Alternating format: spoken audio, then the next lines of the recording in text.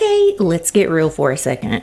Parenting kiddos with ADHD is exhausting. And some days just thinking about talking to a therapist feels impossible. That's why I love Talkspace. Here's the game changer. You can text or chat with a licensed therapist whenever you need. No waiting rooms, no awkward, hi. No forcing yourself to talk out loud when your nervous system is already shot. Just real support on your time in your space. If you're shy, anxious, overstimulated, or just flat out done speaking, this is life-changing. You type, they respond, and suddenly support is literally in your pocket. And the practical mom part? Talkspace accepts most insurance. The average copay is around $15, and a lot of insured members pay $0. No insurance? Still covered. You can get $80 off your first month with promo code SPACE80 when you go to Talkspace.com. So if you've been thinking, I need help, but I can't even, this is your sign. Match with a licensed therapist today at Talkspace.com and save $80 with code SPACE80. Less guilt, more support. That's the energy we're bringing into 2026. If you've ever walked into a school meeting with a binder in one hand and anxiety in the other, baby, this episode is for you. Because advocating for an ADHD kiddo inside the school system can feel like a full-time job you never applied for. The acronyms, the power dynamics, the constant fear of being labeled that parent, it's a lot. As part of our New Year Less Chaos series, I'm talking with Natalie McCabe, someone who brings a rare and incredibly valuable perspective to this conversation. Natalie has experience on both sides of the education system, which means she understands how schools actually operate and how neurodivergent kiddos so often get missed inside it. She works with families to turn overwhelm into strategy. Not more fighting, not more emails at midnight, real informed advocacy that helps you walk into meetings confident, prepared, and clear on what your child is entitled to, not just what the school is willing to offer. If you've been told to wait and see if your gut says your child needs more support, or if you're just tired of feeling small in rooms where big decisions are being made about your kid, this conversation is for you. Let's welcome Natalie to the mic.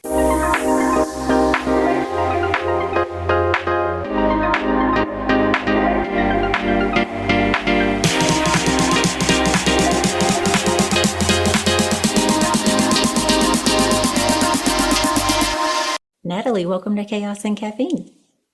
Hi, Danielle. Thank you for having me. So I have already done an intro letting people know who you are, but your backstory is so interesting for my audience. I would love for you to run it down for us if you don't mind. Okay, well, how did it begin? I've been a school teacher for many years, and I got interested in teaching when I was actually 14 years old. I started to teach dance. And so that put me on the trajectory of let's go to teachers college, let's get this degree, let's get working. And, early on in my career, I felt like I was actually living at the time with some retired teachers. And I asked them, I was so exhausted. I was doing a 4-month practicum and running my classroom myself. And I'm like, I said to them, I said, I feel like I'm never finished. I feel like I'm not never going to reach all these kids. I said, I got, 30 years left of this career. Like, am I always going to feel like that? And both of them looked at me and said, yep, pretty much. It's like, what? Are you kidding me right now? Right. So, but I went in with all of the joy and, excitement and, I loved it. I just loved being with the kids. I loved creatively, all of those lesson plans. And then my life had took a big turn. I had lost both my parents in the year 2000, 1998 and 2000, both of cancer and at home. So I stepped away from teaching for a little bit and got married and had a couple of kids and then I created an after school program because I had no one to look after my kids after school. So I continued teaching and then created that business. So I also created a kinder music business as well, music and movement for babies and toddlers, which is super, super fun. I wish I could have continued that. Anyway, but I went back into the schools after that, and it felt kind of strange to me coming into the system with a kind of an entrepreneurial mindset that I had at this time. I'm looking around, and the teachers are saying, "Oh, well, this is just the way it is, and we just have to." And I'm like, "What? No, no, no, no, no, no. We things need to change here because it was upsetting for me to see my kids, because every kid I've ever taught in my entire life is my kid. Sorry, parents. I'd take them all home if you need me to. Um, I thought my kids are not getting the support they need for challenging behaviors, or for learning disabilities, or for, counseling. Like the resources are just not there, and that was super, super disappointing for me. And I realized, I guess I'm jumping right into why I left teaching after all those years. Please. Um, I was teaching a grade 4 or 5 split, which is my favorite age of kids, 9 and 10-year-olds. My gosh, you can't get any better than them, right? They are so still excited about learning, and they get my sarcastic jokes. Like, the combination is awesome, right? Anyway, so this whole year I'm working on mindfulness with the kids, right? Emotional regulation. We do a little meditation every day. I didn't call it meditation, called it mindfulness. And in the community I was living in, there was some wildfires. It was Nova Scotia, Canada, back in 2023. We have them now too. Uh, we just love to be burning up here. Anyway, so the community I was teaching in, the smoke was coming very close to that community, and half the students in my class had emergency bags packed, you Mm. know? And so the fear, it's just in them. They know they're coming to school. And this one day, it was in June, and smoke started coming in the classroom. We don't have air exchangers. We don't have, but they told us, close all the windows. It was hot as the hinges. So I switched up my whole game plan for the day. I said, okay, guys, I knew I could feel, their stress. I knew. And so I said, we're going to do our mindfulness, and then we're going to shut off the lights, put on some nice music, and you can play games or draw, or like, let's just chill. Because I honestly, Danielle, really thought they were going to cancel school. Yeah. When there's that much smoke coming into the school, I made that assumption, right? Yeah. This is when I knew I had to leave. Principal comes to my classroom, flicks on the lights, and starts yelling at my children, Mm. saying that they got to get back to work. What are they doing? They're wasting time. They should be doing their regular curriculum. And here's me sitting in the back of the classroom, just like, wow. Like, I couldn't speak, right? So I let her do her rant, and she left. I shut the door. I turned the lights back off, and I said, carry on. The kids looked at me, big eyes as big as Tony's. They said, what? Miss, aren't you going to get in trouble? I said, you let me worry about that. And sure enough, at lunchtime, I was called to the office, and I was told that it was all my fault, that the children were upset. It was all my fault that they were emotionally dysregulated, et cetera, et cetera. I still couldn't respond. I was so angry, Yeah. right? I just looked at her like this, and I said, yeah, yeah, yeah. And I walked out of that meeting, or whatever you want to call it, lambasting, as we'd say here on the East Coast of Canada. Yeah. Um, and I thought to myself, I can't work underneath someone that doesn't understand the emotional regulation needs of children. I just can't, because as far as curriculum goes, yes, it's important the curriculum is important, but I can't teach anything unless children have those skills first. So to me, that is the most important thing. And I knew if I stayed in the, took the permanent contract I was offered, and had to work under individuals that didn't understand that, then, I would probably end up getting fired, because I was going to say something Yeah. about that, because to me, that's just not okay. It's Mm. not okay. That is an unfortunate but all too common story of educators, or I guess I should say people in higher up positions in education. And Yeah. I think here in the States, it's because they are basically judged by their test score And the performance. numbers, same. And, so Yeah. Yeah, it's becoming more and more common like that in Canada as well. It's all about the reading scores, it's all about the math scores, right? Get those yeah, up by any means necessary. yeah, Okay, but my student that has a learning disability that wasn't identified until grade 4, he gets 2 30-minute sessions a week for his dyslexia. What? Like, yeah, am I, what am I? He's reading at a grade 1 level in grade 4. Like, what? where's his support, right? So, Yeah. you know, fine. I know the score should go up, but give me the support to do it Yeah. and it'll be done, right?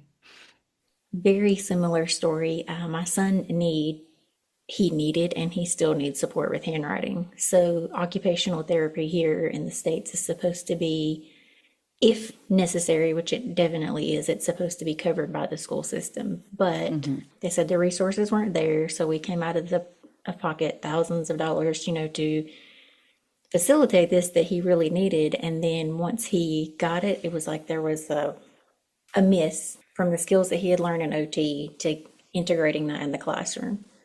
So Hmm. he felt like he'd done all of this work, and I felt like I had unnecessarily paid for all of this work when there was Yeah, no way for him to show what he had learned in the classroom. right. Yeah. Yeah. Broken system. Do not get me started on that. Oh, listen, we could spend hours talking about the broken of the system. And Danielle, that was the other reason I couldn't stay because we know it's broken, we know it's burning, and I can't be in a burning building and watch my kids suffer. Yeah. I just can't. But here's where I want to flip it a little positively. I think all of our systems are burning right now, as we know. And I think they need to burn to an extent so that the positive change can happen. Yeah. We can't take the system we have now and fix it. It needs to burn. People need to see, then the change will happen. So I am optimistic that that change will happen. And I do see myself in the future as being part of that, Yeah. whatever that looks like, because it's going to have to happen. So that brings me to my next question. What did you transition into and what are you doing now? Yeah. So I realized after years and years of working with kids, and I love kids with behavior challenges, like they're my favorite. And, I just have a little gift of, making connections and building relationships and, really had some positive outcomes with my kids. But I realized I'd work really hard with them from Monday to Friday, and then I'd send them home. And then they'd come back on Monday and we'd start all over again. Right. Yeah. And I realized the parents are struggling. I know I was a single mother for 16 years, two kids, and the parenting, I'm not going to call it, I used to call it the hardest job in the world. But I switched that. One of the people I interviewed on my podcast, it said parenting's not a job because when you think of a job, you think of, well, you got to go and you don't really want to go and you get paid and it's a thing. We don't want to think of parenting like that. She said, let's reframe it. Parenting is a practice because we're Mm. practicing all the time. When you have your 5-year-old, you've never had a 5-year-old before. When you have a teenager, you've never, especially with your first, right? Yeah. You've not gone through this, but every kid is different too. So you got to parent them all differently. So I Yeah. thought, I really love that reframe of it's a practice. We're practicing here. There's no perfection. So I got certified as a parent coach through the Parent Coaching Institute in Chicago, Illinois, or is she in Seattle now? Anyway, the best training ever, year long, 100 hours of practice coaching, master's level courses. I mean, I want to do say not every parent coaching certification is the same. So I really want to put a plug in for the Parent Coaching Institute that was started in 2001, that is based on positive psychology. It is absolutely the best training because I've researched them all Yeah. as I do. And, so I've been doing that for the last year and a half. And I really love working with parents and helping them, you know, in Nova Scotia here in the east coast of Canada, when I started this, people were like, what is a parent coach? Like, what are you doing? And I'm like, okay. So I always have to say, you know what a life coach is? Yeah. You know what a business coach is? Yeah. Okay. I'm a parent coach, right? I Yeah. said, I'm not super nanny coming into your house, telling you everything you're doing wrong. You know what I mean? Like, that's not how this process of coaching works. I'm your co-creator of that life based on your values and based on your strengths that you want to have with your family. And Mm. for every individual, that's different. So I don't have a coined process that I take everybody through because I know a lot of coaches have my signature process. My process is completely and totally individualized for each person that walks through my door, Yeah. right? So I imagine coming from an educational background, you have a very unique perspective on parent coaching as to where most parent coaches that I meet have struggled as a parent and they're like, there has to be a better way. So they go find a coach, and then they're like, oh my God, this is fantastic. I want to do this. But Hmm. you have a whole nother life and career before this moment. So you have probably have some insights that we all need. Absolutely. Absolutely. Because, families are a living system. So it's not just, parents come to me, oh, fix my kid. Dude, it's not just about your kid, right? It's about everybody else that's in the household. It's about the school environment, the community environment. Like it's all a living system and it all contributes to, the success. I don't want to say success, to, you know, that life that you want to have with more joy, more happiness, more fun, more calm, less chaos, Hmm. you know. So there's a lot of things that go into it, and I have a view on all of those things. Yeah. My kids now are 19 and 21.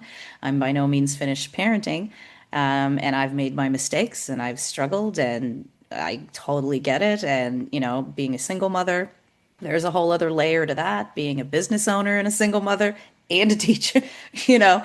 And also I have an after school program. So I have 89 families and 9 staff that work with children after school and, create all of those free play experiences and how valuable that is. So yeah, I do have a lot of, it's just been my life. I don't know anything else really. Yeah. So not having a core system or procedure, walk me through how you decide to do what to do on an individual family basis, if you don't mind. Absolutely. Yeah, yeah. So I was trained with the Parent Coaching Institute. We do have a process for the coaching, but it does the steps are the same, but what happens in those steps are different for each family. So it's based on it used to be used in businesses. It's called appreciative inquiry. And it's a 4-step process where we start with discovery, where we discover, all the issues that are happening. And then we go into building a dream. So that's one of the reasons I want to explain how coaching is different from therapy. In therapy, you go down the rabbit hole, you go down in the past and try to fix all that. Dude, we don't go there. I'll let you vent for a little bit about it, but we in coaching look from where you are right now and where you want to go. And we build, and that is our guiding lighthouse moment. Where do you want to go? What's the dream? Yeah. So we build that dream, and then that dream is what we work towards during the next step, which is called design. So let's design. What are the most important components of your dream? What are you going to want to work on first? And we take action steps through a number of sessions to do that. And then at the end, it's our celebration, right? We look back and see all of these tiny little steps because some parents are like, I'm just going to change how I say this, and that's going to make a difference. Like, yeah, watch. And they come back the next week and they're like, wow, I can't believe this just Yeah. happened, right? Or change your mindset about this.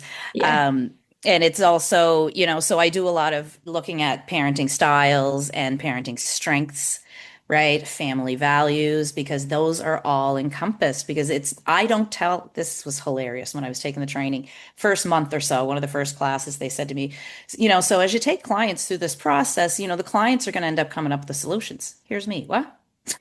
It's like telling me my students are going to teach themselves fractions, right? I'm like, are you kidding me right now? Yeah. Anyway, no joke, Danielle, after going through this process, just through my questioning, my support, and just being like a co-thinker, the parents do come up with their own solutions. And when I Yeah. look at that, it's so amazing because I can have sessions with you and I can say, Danielle, yep, okay, here's what you need to do. You need to change this routine and da da da da da da da. Is that going to stick?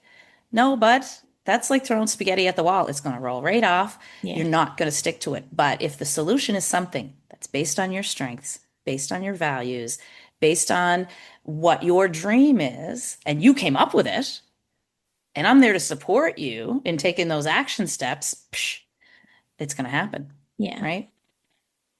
That is reaffirming something that I have believed for so long is that coaches are just a mirror of showing you where you're stuck, where you're headed, just basically mirroring it back to you, kind of what you already know, but it's just like that Yeah. spotlight of, okay, here's the problem. Maybe you already know how to Yeah. fix it. I love that. Yeah, and because a lot of times you can't see it, right? When you're in the thick of the busyness, like let's talk about the busyness and the mental load, especially for moms. No offense, dads, but the moms have the mental load like huge. It's just you can't get out of it. So to Yeah. have someone from the outside, that outside perspective to say, hey, this is what you're doing great on this, and what do you want to change about this? And how can we change this? And what makes sense to you? And, it really, it just brings it, like you say, out from that person because there's someone else as a, like I said, a co-creator, a co-thinker Yeah. that, and I should mention also that the whole process is based on positive psychology, Yeah. right? It's everything is what you focus on grows and, yeah, so there's a lot of components there from the positive psychology field as well. Yeah.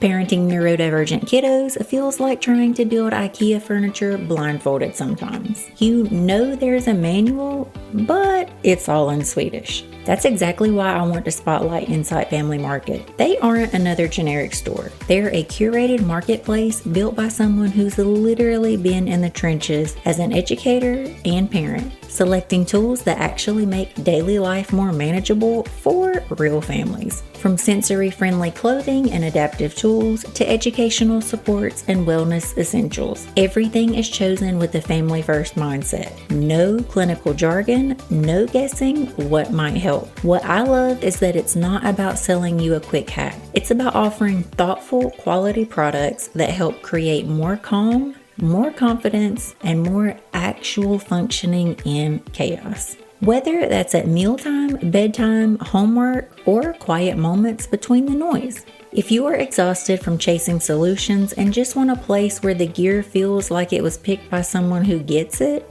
Insight Family Market might be that stop on your journey. Which I would just like to remind our audience, positive parenting is literally the only way to teach neurodivergent children. Any other way, it doesn't work. It doesn't Yeah. work. It really doesn't. Believe me, I tried. But once Hmm. that, like you said, it's a small shift of how I ask for things or how I frame things or how I think about things. I'm not going to Yeah. lie. I went into coaching, like you said, fix my kid. I spent Hmm. 12 weeks fixing me, and I've redone that course once a year for the last 7 years because it always hits somewhere different on my parenting journey. Yeah. But It's yeah, it's constantly it's really changing. not a fix the kid type thing. It's a teach me how to parent this kid that I Yeah. have. Yeah, exactly. Because I mean, I have had parents come to me and said, my kid has given me such a hard time. No, honey, your kid is having a hard time. They're Yeah, not meaning to do this, like all behavior is communication. So let's look at what's making them have a hard time and how can we make that time much more easily, yeah, and it sparked a quick story. My daughter, our kids teach us too. Let's not forget. They teach us and they're there to mirror for us and show us our triggers and all of those things. yeah, Anyway, my daughter was a preteen, and I would always say, can you empty the dishwasher? Can you get your laundry done? She looked at me one day. She said, Mom, don't ask me if I can do it. She said, because I'm going to automatically think I got a choice. yeah. Right. And I was like, point kid, you're right. I should rephrase that and say, I need you to, or, Yes. something like that. And I just thought that was hilarious, right? I love those moments where our kids teach us. I am so guilty of framing a request as a question. Hmm. Like, are you almost ready to do homework? No, of course, he's never going to be ready to do No, homework. Ever. not a chance. Ever. Yeah. Yeah, I'm so guilty of that. And he's like, you made me feel like I had a choice. And I was like, you are right. I need to keep working on that. Yeah. Yeah. Well, and that's why it's a practice, right? That's why Yeah. parenting is a practice. It's every day we're practicing. And because it always changes, right? I Yeah. mean, how many times when our kids were a toddler that I'd be like, "Oh, yeah, I got it. We're sleeping through the night. We're doing the naps. The food is good." And then boom, something else had happened. A new Every time. developmental stage, right? A new skill they're learning and everything's, oh my God, we got to start again, right? Yeah. So, Yeah. it's the only thing in constant in life is change. So we Mhm. just got to be able to roll with it and go with the flow, and it makes it so much easier when you do. right? Yeah. It's a me thing because he adjusts pretty seamlessly. It's me that's clinging to the way things were or how Yeah. I thought it would be or Absolutely. Our expectations, right? Our yeah. expectations. You are typically never disappointed, but if you have expectations that are not met, that's what brings the disappointment, right? So if Yeah. you can relax those expectations a bit, it's helpful. Yeah. Not disappointed so much, right? So I have to know if you have one family that sticks out in particular of I know you said you connect deeply with children who are having behavioral struggles. Is there hmm one family that sticks out or like a pivotal moment in your journey? Oh gosh, that's a tough one. There's so many. I'd have to say a mom I worked with her 18-year-old son, and he was having some issues with cannabis, and you know, the relationship wasn't as close as it used to be, and she was super stressed. And after we worked together, she just the light bulb came on, and she was able to Mm. connect more with him, and he became more communicative about what was happening with him, and it was just so beautiful. She wrote me the most beautiful testimonial. She said in it, she's like, years ago into therapy, she said Natalie's coaching was better. Like I am reconnected with my son, and I was like, oh my gosh, Yeah. Cindy, really? Are you saying this Yeah. to me right now? It was magical, Yeah. absolutely magical. So, there's so many stories like that. I've worked with, teenagers and co-parents that are passing back a toddler a couple times a week, challenging, explosive sort of relationships so I work with the parents separately and, Yeah. help them see each other's side for the betterment of their child, right? So, yeah, it's so rewarding. Feel like everybody co-parenting needs that, needs some kind of Yes. mediator because even if you feel like you're on the same page, most of the time you're not. Yeah, it's true. It's true for that communication, right? For, Yeah. you know, the non-biased person kind of in the middle that Yeah. can see both sides and just help the other one, have a little more compassion for the other one so we can all focus on the child or the children because they're the most important. Yeah. Before I absolutely pick your brain about school accommodations and your side, because you can give us the teacher insight, I want to know if hmm there's something in 2025 that we are getting right about parenting. We often hear so much about what we feel like we're doing wrong or what we could be doing better, but I want to know if there's something that you think we're getting right. I think more parents are holding space for their kids' emotions. I think that's a big switch from when I was raised. I was raised by the boomers. I'm a Gen Xer. Seen and not heard, don't cry, don't, and even, I remember my own parents, their own emotions.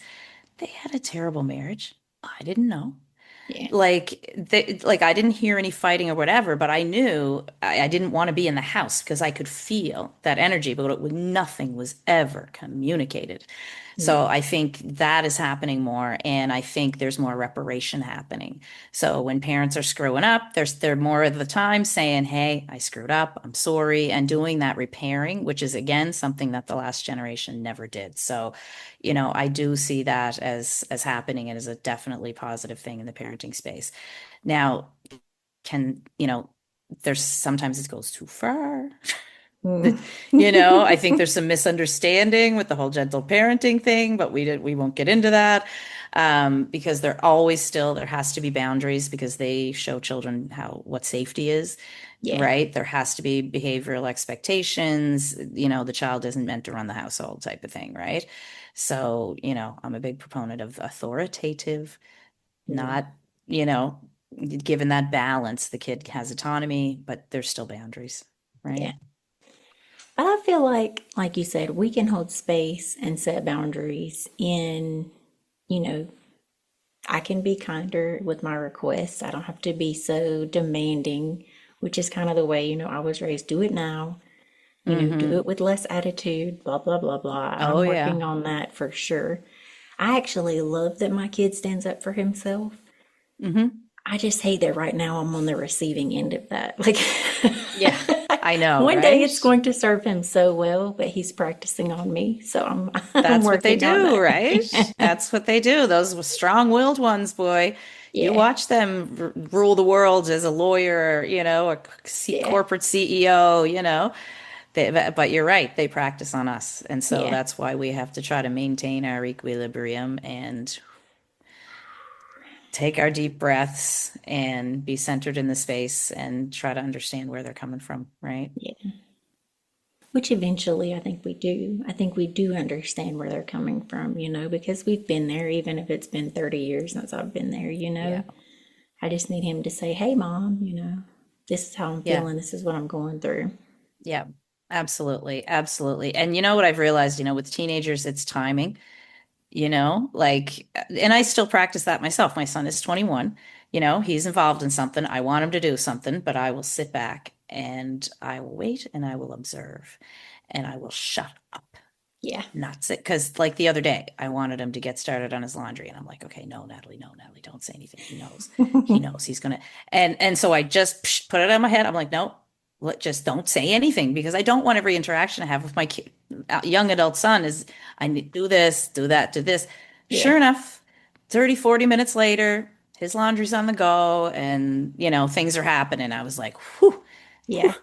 good that I didn't say anything because sometimes, it's not necessary. So I've taken that time to sit back and observe kind of where they're at, what kind of mood they're in, right? Yeah. And then making your calculated decisions on when and how you're going to Yeah. communicate the things that you want to, right? It's really helpful. I'm so guilty of that all the time. Well, because we have it's why, Danielle? It's the mental load. Do Yeah. you know what I mean? Like for even today, I was up 6:30 in the morning. There's things I want to communicate to my son and his girlfriend, and I'm like, I want to do it now because it's on my brain now, and I don't want to forget. And boom, boom, boom. Again, Natalie, you can't be texting the 20-year-olds at 6 in the morning. Nobody's going to appreciate that, right? Definitely here's number one way how to get ignored. Yeah. So again, I sat back and I was like, no, let me do some other things and I'll text them later or like 9:30, 10 in the morning with all this information. And of course, I got a response, Yeah. right?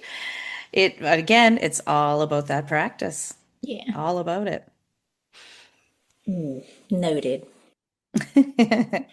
So in our pre-recording convo, you basically told me that you had an insight on the teacher's side of school accommodation meetings, and you Hmm. told me that we have more power than we think in those situations. Absolutely. And I would love for you to expand upon that because Yeah. ADHD parents are timid in these meetings. I don't know Yeah. why, but Not we all, are. not just ADHD parents, parents that have autistic kids, any sort of special needs or learning Yeah. disabilities, right?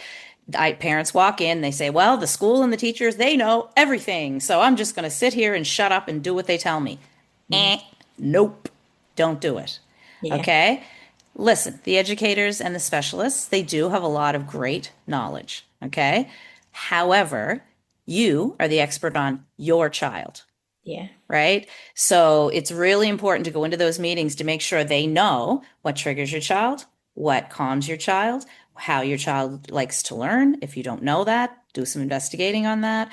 Do they need executive functioning skills? Like you are the expert on your child. And if you're not, well, get to become the expert on your child because that is one of the best ways to help the educators Yeah. in setting up these accommodations, right?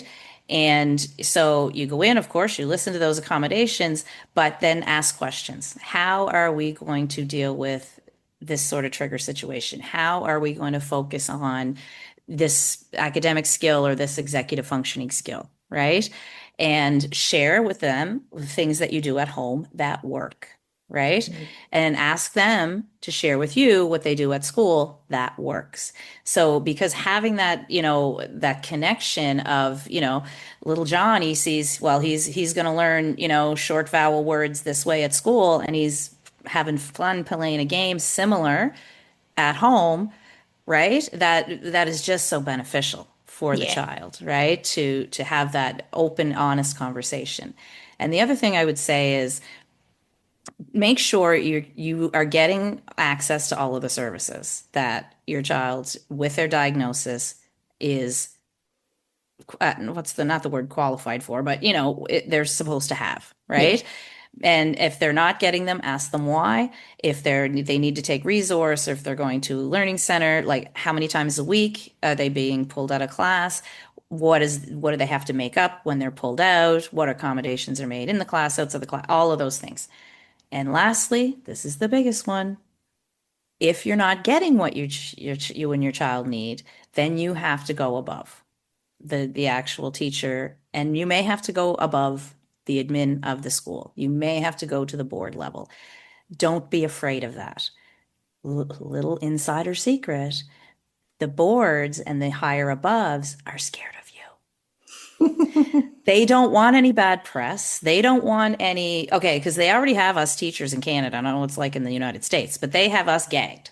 Okay. I am no longer an employee of a school board, so I can speak this out loud now. But 2 years ago, I would be fired. If I was caught as an employee saying anything about the board or the system or the supports or lack thereof, that was grounds for firing. So they have a gag order on us teachers, but they don't have a gag order on parents. They just don't. And you don't have to go to extreme lengths, of threats. I'm going to put this all over the newspaper on Facebook. But I know of a few parents at schools I worked with over the years that had a special needs daughter, and they were on the front page of the newspaper like once a week for 6 months. And they got exactly what their child needed, you know? Yeah. So I'm not saying to go to those extents, but it's written in education acts all over North America that they are to receive these certain things Yeah. with certain diagnoses. So you have to be an advocate. You have to be an advocate for your child. Yeah. And the squeaky wheel gets the noise, you know? Yeah.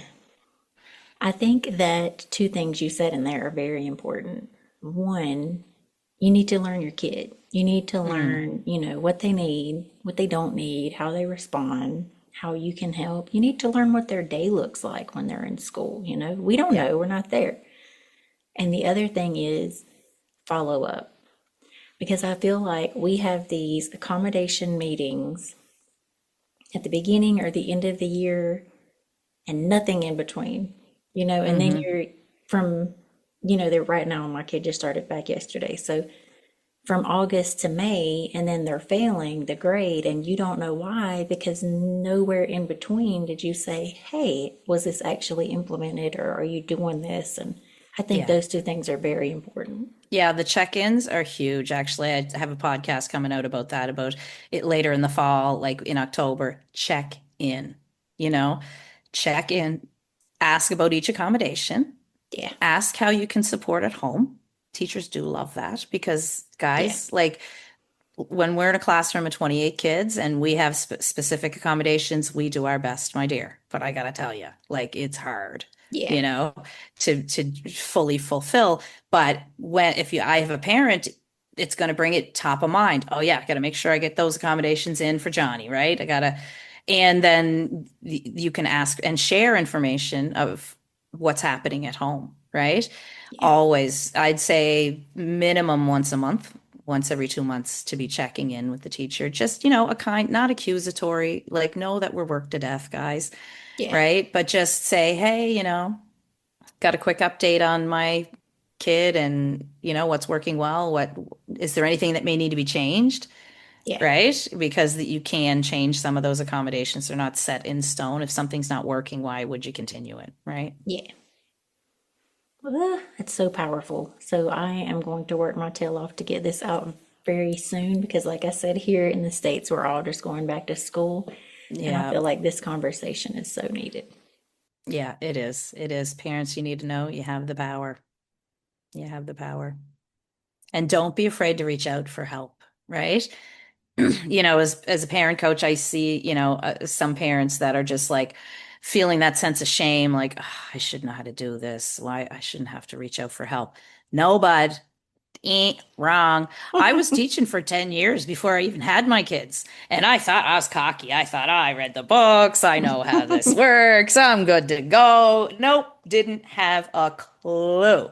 And I've had many interviews with child psychotherapists for children. I said, why did you go into parent coaching? They said, because I didn't know what the hell I was doing, even with all the education, but we still did not know what we were doing. So please never feel shame for reaching out for help. It actually is a sign of strength, and it is only going to strengthen your family, your confidence as a parent, and put out these, beautiful, amazing citizens of our world. Because I do believe, as cheesy as it sounds, I believe parenting is the way we're going to change this crazy world that we're in. Agreed. Oh, that's so good. So, Natalie, you have so many ways for people to connect with you: a podcast, a book. I'm sure you have socials. Do you want to tell I everyone? Because I'm do. sure they're chomping at the bit to get to you by now. I hope so. I hope so. I love people. Like, this is my funnest thing to do. So basically all of that, Danielle, is on my website, nataliemccabe.com. So on there you can download the first chapter of my book. You can buy it on Amazon. It's called Sink or Swim Parenting. So it's basically like what they call a teaching memoir. So it's all of my personal stories of me raising my kids by myself, and some tried and true strategies that you can use from toddlers to teens. And I know that sounds weird. Natalie should be more specific. Listen, some of the strategies I used with my toddlers, I reused them when they were teenagers. Most of them were about calming myself when they're having a flip out, right? Yes. Yes, But so girl. there are some strategies that are timeless that work with all ages. So you can find that there. I'm on Facebook, I'm on Instagram, and all of those links are on my website as well. I also have I'm building a community of a variety of parent coaches with different skill sets and different specializations. So it's not, the community is not on Facebook, but you can join for free on my website. And I wanted that to be a place where parents can look at the profiles of all these other coaches and private message them and get to know them. And it just, a community, because it's a very personal thing to choose a coach. And I'm not the right flavor for everybody, and that's fine. But I wanted a place for all of us coaches to be able to showcase our skills and our personalities so we can help parents. And then parents get a chance to choose without having to go to 10 different websites and try to figure out who's this one, who's that one, right? You can actually there's private messaging in the community and private video calls, and you can really get to know people in the community. So, Very cool. yeah. Oh, and the podcast is called Mom Life Uncomplicated, and it's on Apple and Spotify. But all those links are on the website. So, Very cool. And of course, I yeah. will link your website in the show notes. Awesome. Thank you. So, I always ask this question at the end, and selfishly, somehow it's always what I needed to hear in this moment. So, for any parents out there, neurotypical or not, that are struggling, do you have any last minute wisdom for them? They've heard it before, but I want to reframe it. The most important thing is for you to take space for yourself. Don't like calling it self-care anymore because everybody thinks it's bubble baths and going to the spa. It's not.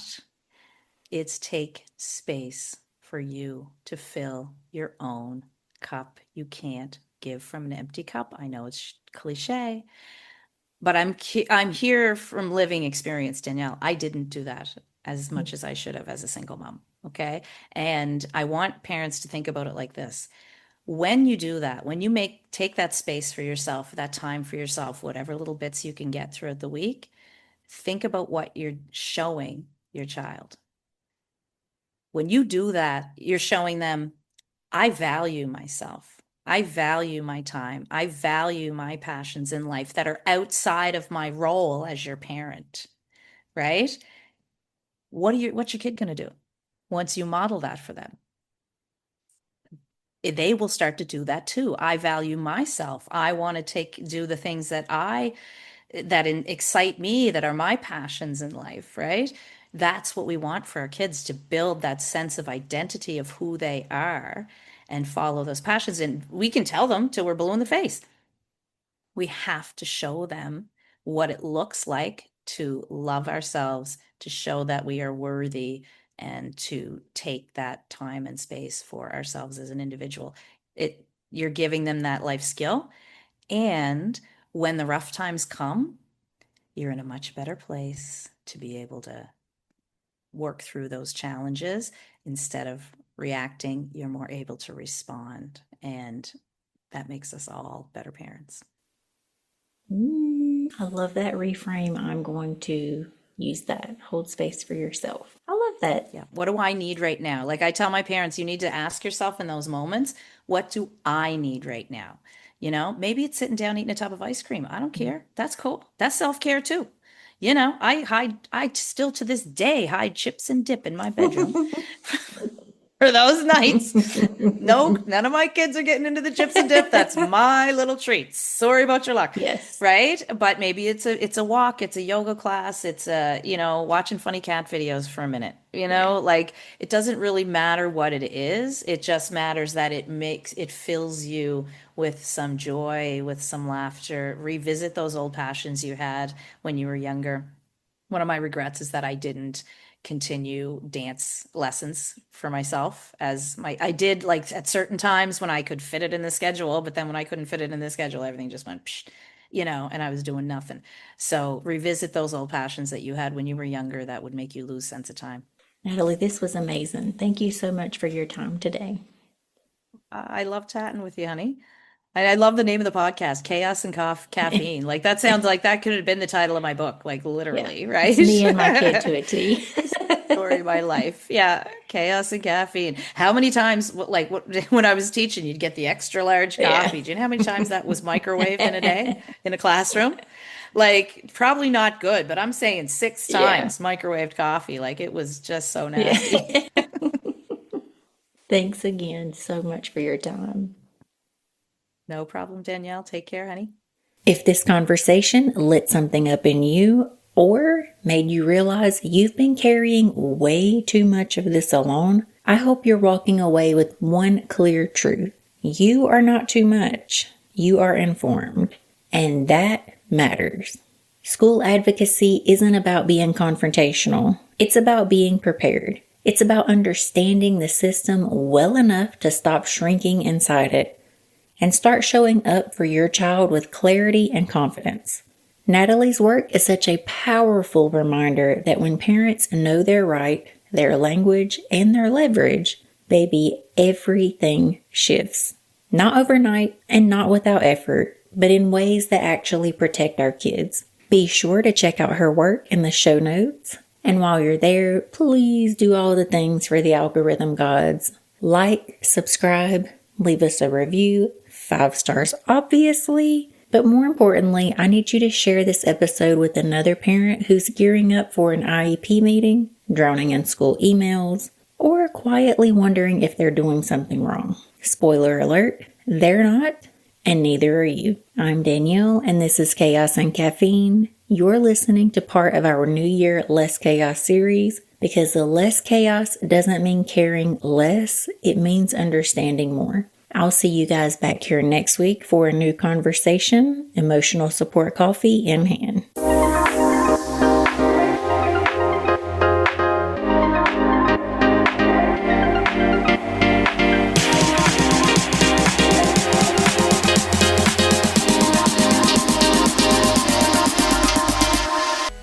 Can we be honest for a second? If the words school stress make your eye twitch, same. Because traditional school plus ADHD plus already fried nervous systems, phew, that's chaos we did not sign up for.